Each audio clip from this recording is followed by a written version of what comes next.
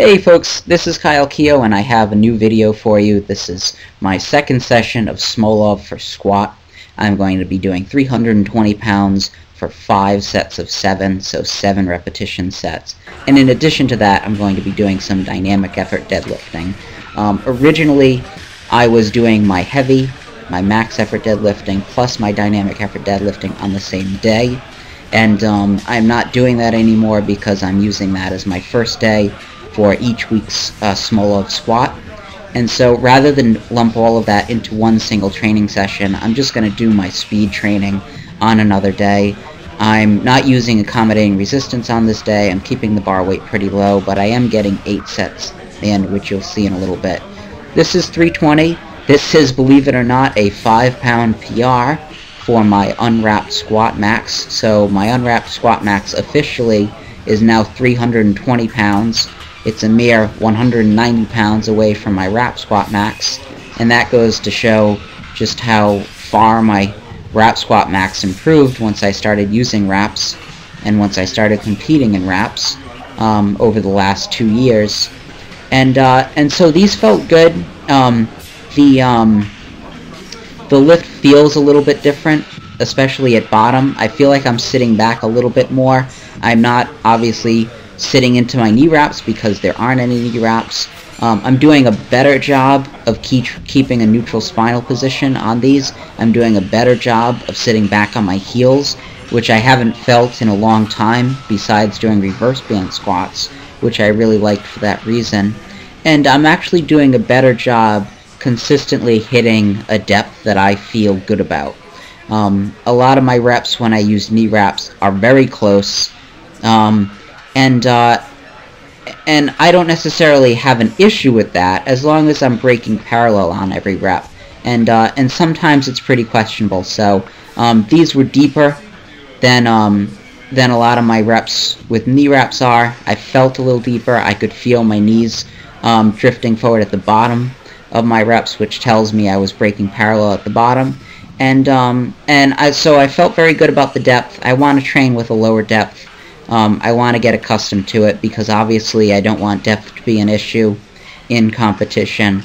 I am still sagging a little bit on my right side. Janice gave me some good advice about trying to pin my right elbow up a little higher. I'm letting it sag lower than my left elbow, and that's probably affecting scapular retraction and affecting how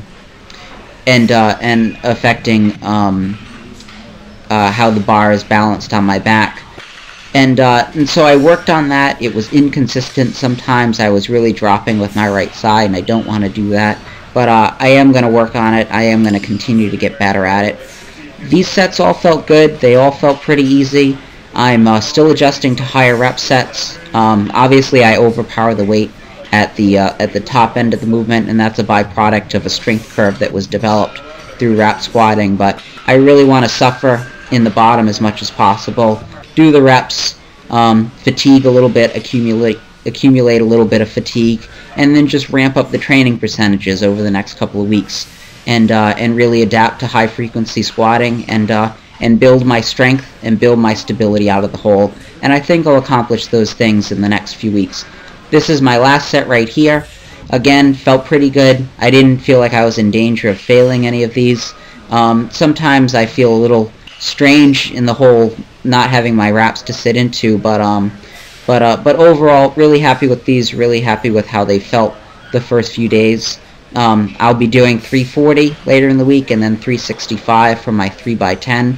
So I'll be setting 2 more 1 rep max PRs over the course of the week.